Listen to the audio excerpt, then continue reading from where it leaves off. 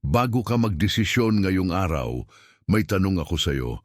Kinonsulta mo na ba ang Diyos o gumagalaw ka pa rin ng mag-isa?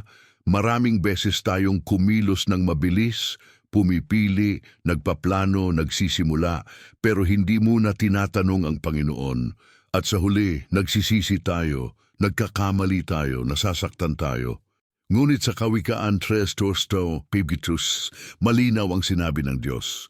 Magtiwala ka sa Panginoon ng buong puso mo at huwag kang umasa sa iyong sariling unawa. Kilalanin mo siya sa lahat ng iyong mga lakad at kaniyang itutuwid ang iyong mga landas. Kapatid, nakikita ng Diyos ang bawat desisyon na kailangan mong gawin ngayong umaga. Nakikita niya ang iyong takot, ang iyong pagdududa at ang iyong pangangailangan ng gabay. At nandito siya ngayon, handa kang ituro sa iyo ang tamang daan.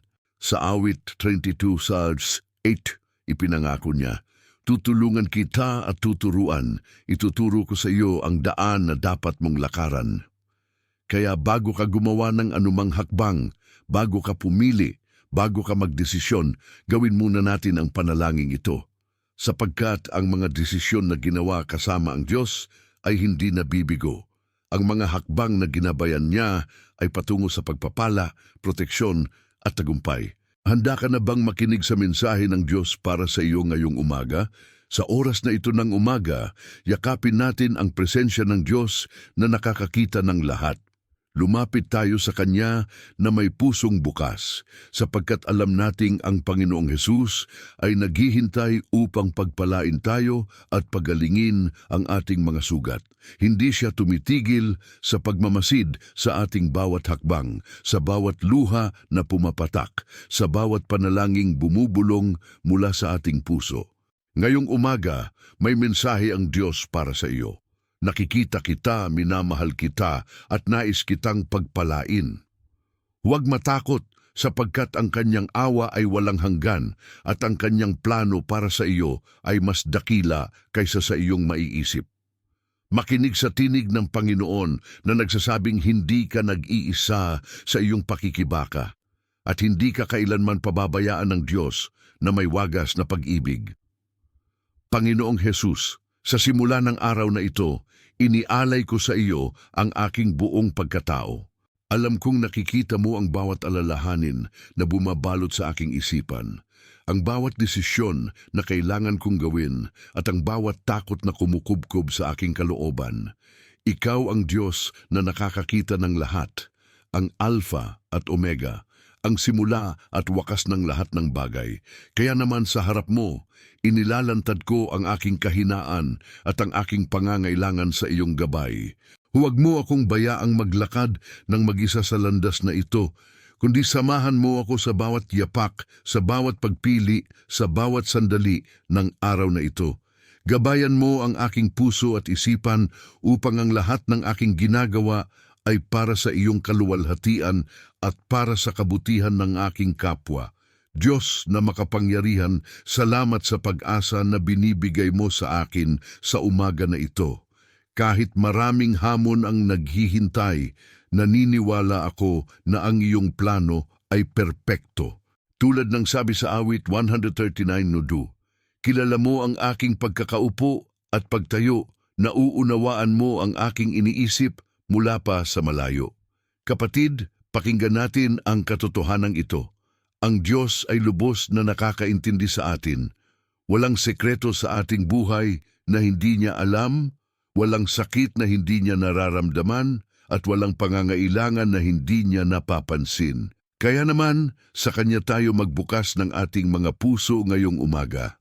Ipaubaya natin sa Kanya ang lahat ng ating mga alalahanin, sapagkat siya ang tanging makakaalam ng tamang daan na dapat nating tahakin. Amang mahal, nais ko pong ialay sa inyo ang lahat ng desisyon na gagawin ko ngayong araw. Alam kong maraming bagay ang nangangailangan ng aking pagpili, ngunit natatakot akong magkamali, natatakot akong pumili ng landas na hindi mo kalulugdan o gumawa ng hakbang na maglalayo sa akin sa iyong kalooban. Kaya naman, nananawagan ako sa iyo, Panginoon, Bigyan mo ako ng karunungan na mula sa itaas, ng pangunawa na lampas sa aking kakayahan at ng tapang na sumunod sa iyong tinig kahit hindi ko lubos na maintindihan ang daan. Tulad ng ipinangako mo sa awit 32:8, tutulungan kita at tuturuan. Ituturo ko sa iyo ang daan na dapat mong lakaran. Pag-iingatan kita at bibigyan ng payo. Panginoon, hawakan mo ang aking kamay at ituro mo sa akin ang tamang landas. Kapatid sa pananampalataya, tandaan natin na ang Diyos ay hindi nagkakamali. Ang kanyang plano para sa atin ay plano ng pag-asa at kinabukasan, hindi ng kapahamakan, tulad ng sinabi sa Jeremias 29:11. Kahit hindi natin nakikita ang buong larawan, kahit hindi natin nauunawaan ang kanyang mga paraan, magtiwala tayong ang Diyos ay kumikilos para sa ating kabutihan. Mayroon siyang perpektong panahon para sa lahat at walang desisyon na masyadong maliit o masyadong malaki para sa kanyang pansin. Kaya naman, bago tayo kumilos ngayong araw, magpahinga muna tayo sa presensya ng Panginoon. Magtanong tayo sa Kanya, makinig sa Kanyang tinig sa ating puso, at hintayin ang kanyang kapayapaan na magiging tanda na tayo ay nasa tamang daan. Panginoong Hesus, inaamin ko na maraming beses akong nagmadali sa aking mga desisyon. Maraming ulit akong kumilos nang hindi muna kumonsulta sa iyo at dahil doon nakaranas ako ng pagkabigo at kalungkutan. Ngunit ngayong umaga, nais kong baguhin ang aking paraan.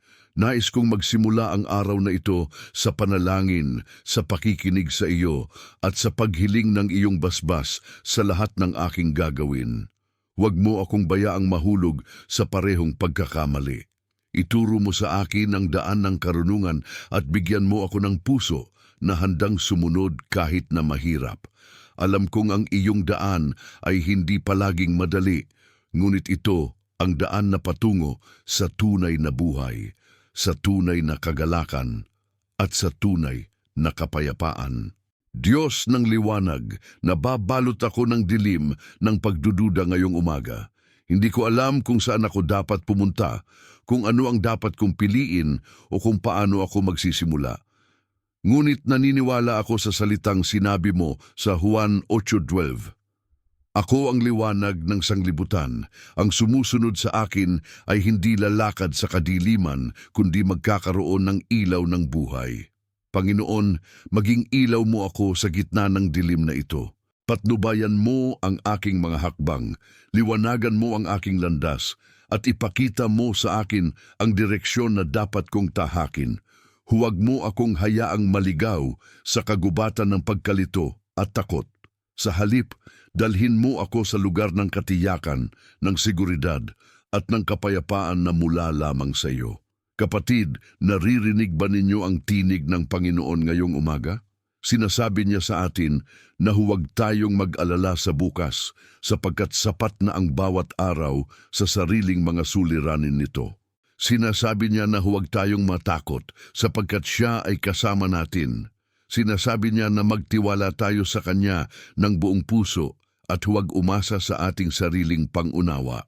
Mga salitang ito ay hindi lamang mga pangako. Ito ay mga katotohanan na dapat nating yakapin at isabuhay. Kaya naman, sa araw na ito magpasya tayong magtiwala sa Diyos ng higit pa kaysa dati. Magpasya tayong sundin ang Kanyang tinig kahit hindi tayo sigurado sa kinalalabasan. Magpasya tayong maniwala na ang Diyos ay may mas magandang plano kaysa sa ating inaakala. Panginoong Hesus, alam kong may mga pagkakataon na nais kong kontrolin ang lahat. Nais kong malaman ang bawat detalye ng hinaharap, planuhin ang bawat hakbang at siguruhing walang mangyayaring masama.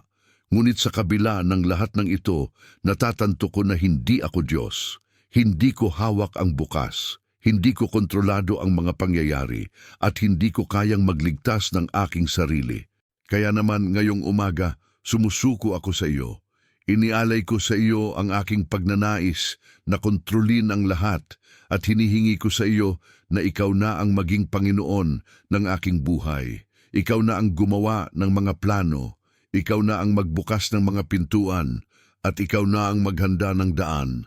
Ako ay magtitiwala lamang at susunod sa iyong gabay. Amang makapangyarihan, sa Kawikaan 3:15, sinabi mo sa amin, magtiwala ka sa Panginoon ng buong puso mo at huwag kang umasa sa iyong sariling unawa. Kilalanin mo siya sa lahat ng iyong mga lakad at kaniyang itutuwid ang iyong mga landas. Panginoon, ito ang aking panalangin ngayong umaga. Nais kong magtiwala sa iyo ng buong buo, ng walang alinlangan, ng walang pag-aalinlangan. Nais kong kilalanin ka sa lahat ng aking mga gawain, sa bawat desisyon, sa bawat usapan, sa bawat plano. At naniniwala ako na kapag ginawa ko ito, tutuwirin mo ang aking mga landas.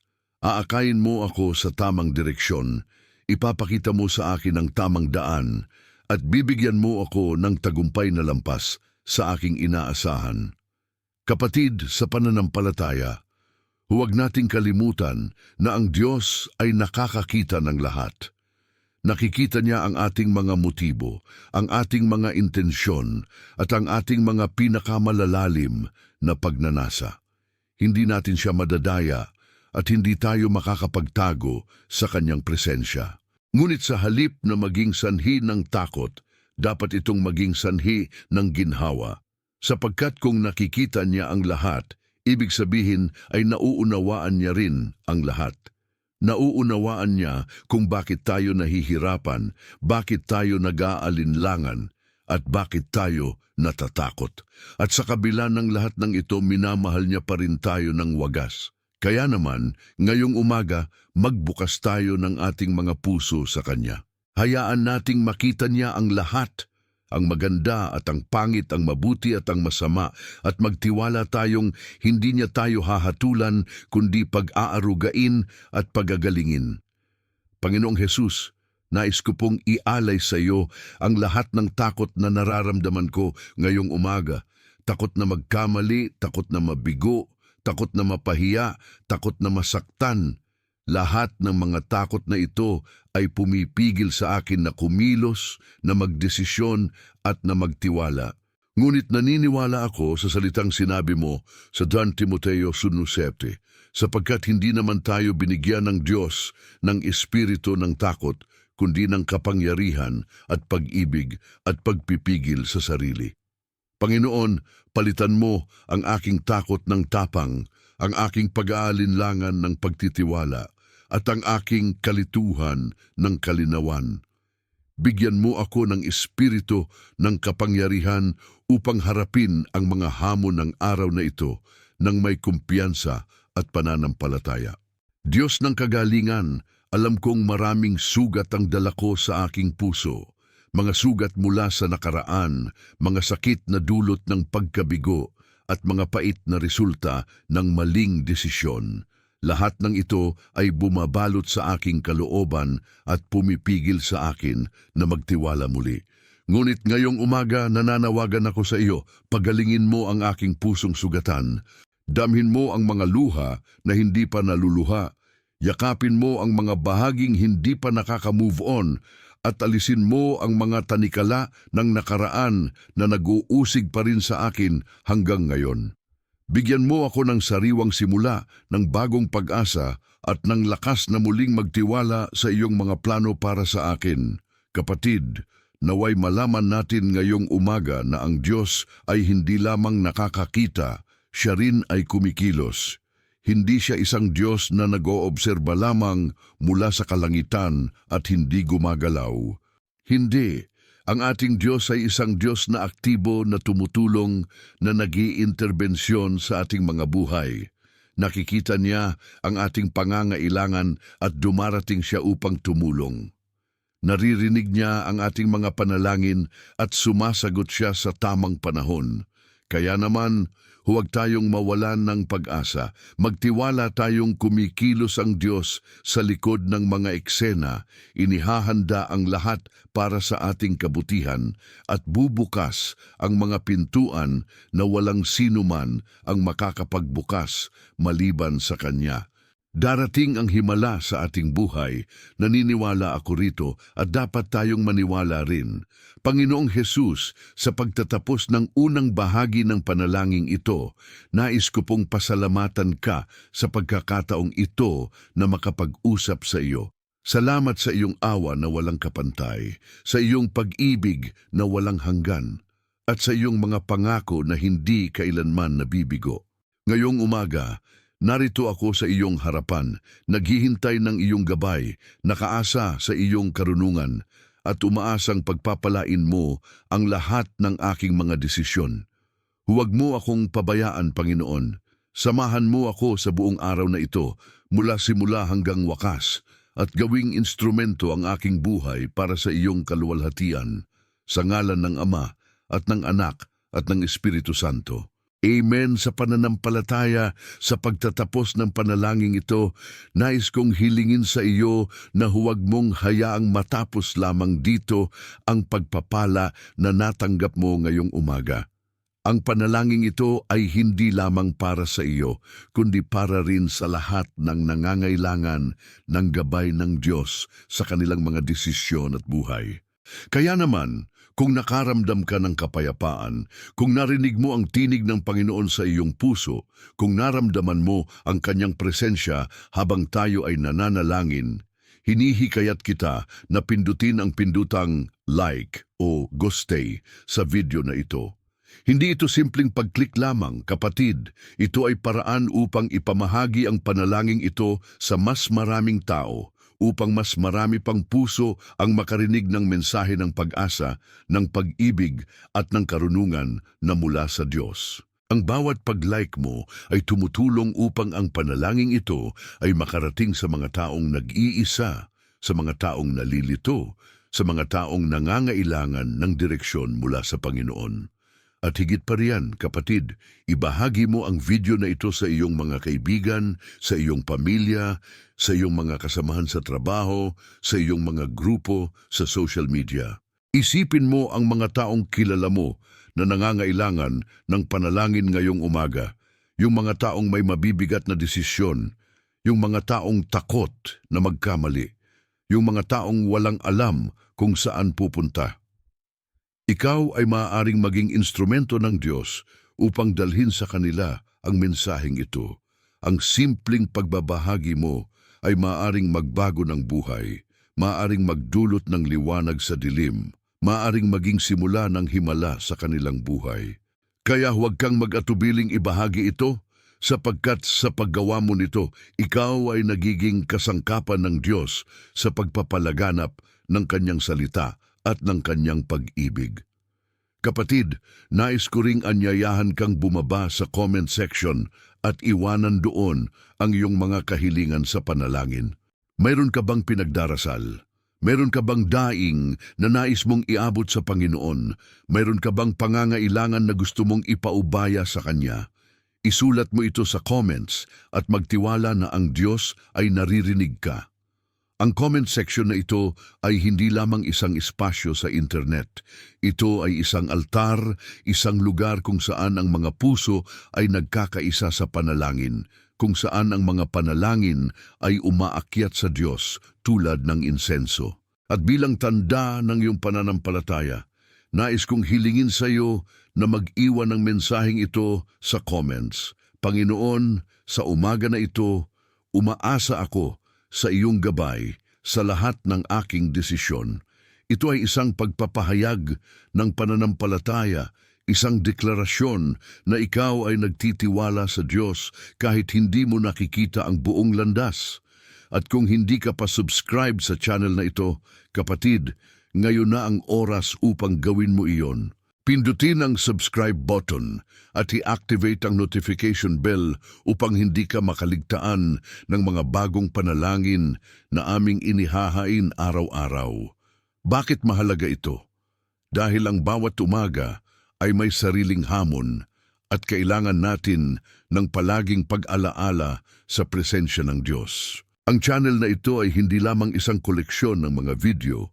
Ito ay isang spiritual na tahanan, isang tolda ng panalangin na bukas para sa lahat. Isang lugar kung saan maaari kang bumalik Tuwing nangangailangan ka ng lakas, ng pag-asa at ng koneksyon sa Diyos. Dito, hindi ka nag-iisa. Dito, ikaw ay bahagi ng isang komunidad ng mga mananampalataya na sama-samang lumalakad sa landas ng pananampalataya. Kapatid, nais kong ipaalala sa iyo na ang channel na ito ay nakatuon sa isang misyon lamang, ang magdala ng liwanag ng panalangin sa bawat puso, sa bawat tahanan, sa bawat buhay na nangangailangan ng Diyos. Kami ay narito upang samahan ka sa iyong spiritual na paglalakbay, upang bigyan ka ng mga panalangin na mag-uudyok sa iyo, na magpapalakas ng iyong loob at magpapaalala sa iyo na ang Diyos ay laging nariyan, handang makinig, handang tumulong, handang magpapala. Kaya ang bawat pag-subscribe mo, ang bawat notification na iyong ina-activate ay hindi lamang para sa iyo, ito ay para rin sa misyon na ito, sa misyon ng pagpapalaganap ng salita ng Diyos at ng kapangyarihan ng panalangin sa buong mundo. Ngayon kapatid, bago tayo tuluyang magtapos, sama-sama nating bigkasin ang mga panalangin itinuro sa atin ng ating Panginoong Hesukristo at ng ating mahal na Birhen Maria. Ito ang mga panalangin nagbubuklod sa atin bilang mga anak ng Diyos, ang mga panalangin sumasalamin sa ating pananampalataya at pagtitiwala sa banal na pamilya. Ama namin sumasalangit ka, sambahin ang ngalan mo. Mapasa amin ang kaharian mo. Sundin ang loob mo dito sa lupa para ng sa langit.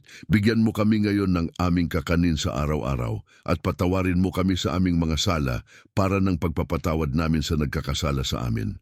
At huwag mo kaming ipahintulot sa tukso at iadya mo kami sa lahat ng masama. Amen. Aba, Ginoong Maria, napupuno ka ng grasya, ang Panginoon ay sumasa iyo, bukod kang pinagpala sa babaing lahat at pinagpala ang iyong anak na si Jesus. Santa Maria, Ina ng Diyos, ipanalangin mo kaming makasalanan ngayon at kung kami ay mamamatay. Amen. Kapatid sa pananampalataya, tandaan mo na ang Diyos ay tapat. Ang kanyang mga pangako ay hindi kailanman nabibigo. Kung nagtiwala ka sa kanya ngayong umaga, magtiwala ka rin na gagawin niya ang lahat para sa iyong kabutihan. Ang mga desisyon na iyong gagawin ngayong araw, kung ginawa mo itong kasama ang Diyos, ay magbubunga ng pagpapala, ng proteksyon at ng tagumpay. Huwag kang matakot, huwag kang mag-alala sapagkat ang Diyos na nakakakita ng lahat ay sumusubaybay sa iyo, nag-aalaga sa iyo at gumagabay sa bawat hakbang mo. Mayroon siyang plano na mas dakila kaysa sa iyong maiisip at lahat ng ito ay para sa iyong kabutihan at para sa kanyang kaluwalhatian. Kaya ngayong umaga, lumakad ka ng may kumpiyansa. Gumawa ng desisyon ng may kapayapaan sa puso. Mamuhay ng may pagtitiwala na ang Diyos ay kasama mo sa lahat ng oras. At huwag mong kalimutang bumalik dito sa channel na ito sapagkat araw-araw may bagong panalangin na naghihintay sa iyo. May bagong mensahe mula sa Diyos na handang marinig mo. May bagong pag-asa na handang yakapin ka. Kami ay nandito para sa iyo, kapatid, at lagi kaming nanalangin para sa iyo at sa lahat ng ating mga kapanalig. Nakatipon tayo at mananatiling nakatipon sa ngalan ng Ama, ng Anak at ng Espiritu Santo. Amen.